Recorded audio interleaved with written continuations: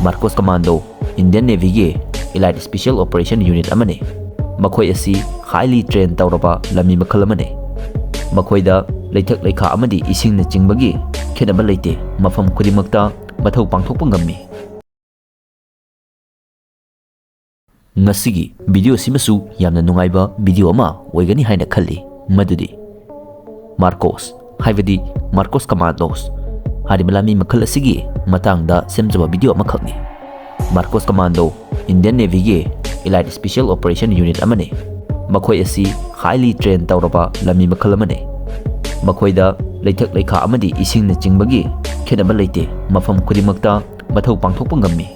Aduga amana makhoigi primary role haragadi amphibious warfare, direct action, counter-terrorism, hostage rescue, amasung anti-piracy operation etc. haribasing asini. Marcos official oina MCF haina khangnai madudi Marine Commando Force haibani. Masi February 1987 da Indian Navy gi unit ama oina semki. Ngasi fawada sahi 39 ga tha ahum sure hariba matam aduda masi IMSF kaurammi. Adubu 1991 da Marcos haina amuk thonki. Marine Commando ama oiba haibasi araiba thabak natte. Oiningni haiduna hekta oiba yaba natte. Marine Commando da yaunabagi damakta sangsara sida khwaidagi yamna luraba training makhal kaya tawgani.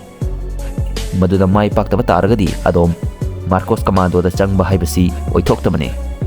Aduga yamna interesting oriba amana hariba training asi sahi ari makhaidagina ahum fawa tawi so hari. Training tawgadriba mafam aduna INS Avimenu haibadi Indian Naval Ship Avimenu haibani. Masigi mafam asidani tawdribasi. Base asi Marcos ki hogdokhiba mafam amasu oi. Mumbai da lai so hari. 12 July 2006 Naval Base INA Karna Visakhapatnam Commission tawki.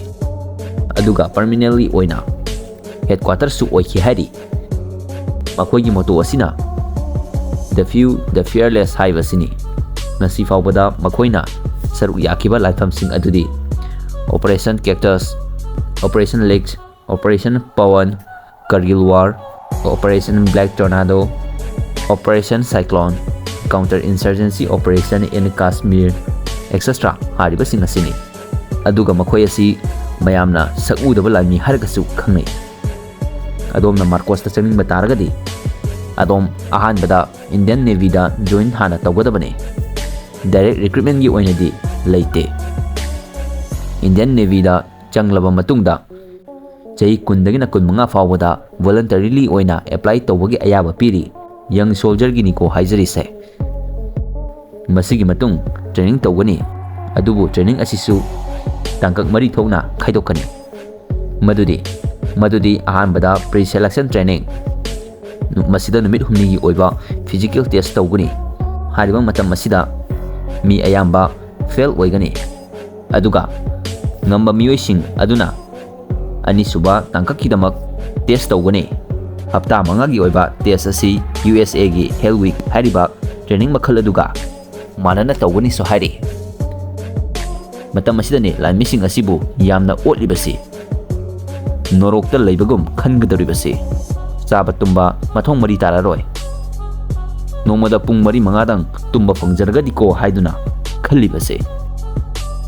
Kariguma laibak faduna masigi tangkak asisu lanthokpa taragadi ahum suba tangkakkidamak hariba miyo edu initial qualification training basic special force training hariba sida amuk thagani.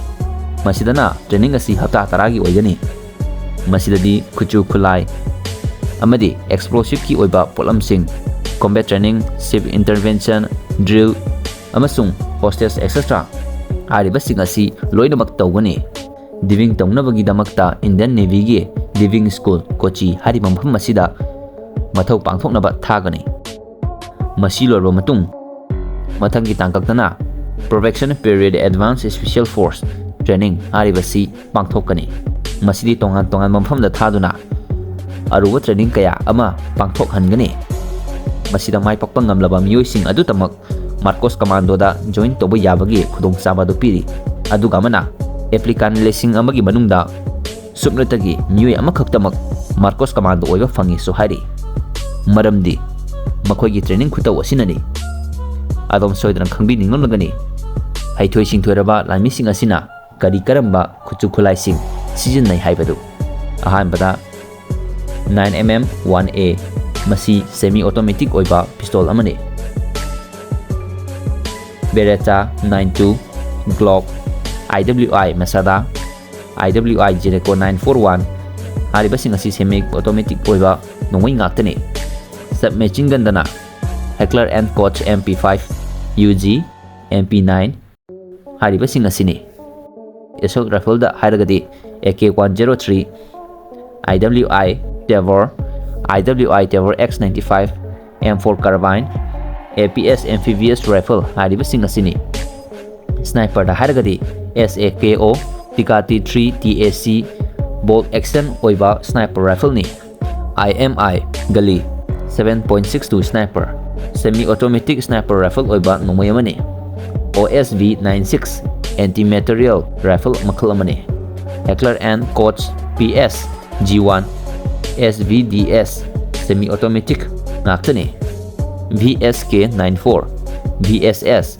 Ventures suppress sniper rifle oi haidi light machine gun dana IWI Negev NG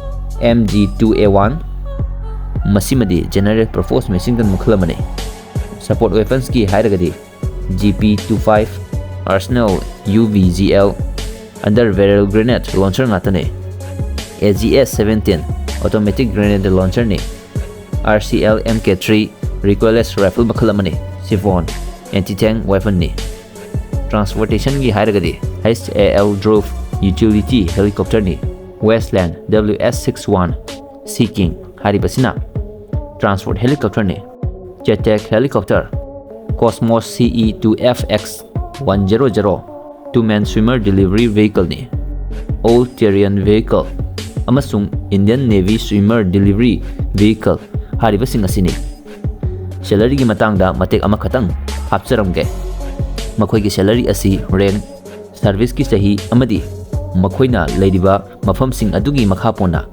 magi tongan ba salary sing leijari adubu ahobagi oinadi chawrakna lising 35 sumaina oi hari aduga allowance yaurgadi amuka hena fangadoribani ngasigidi matang asita loisalage video sibu nungai taragadi like subscribe share comment tobiramu aina haibada soikiba amadi walhaw yauragasu mayamna ngakpiyu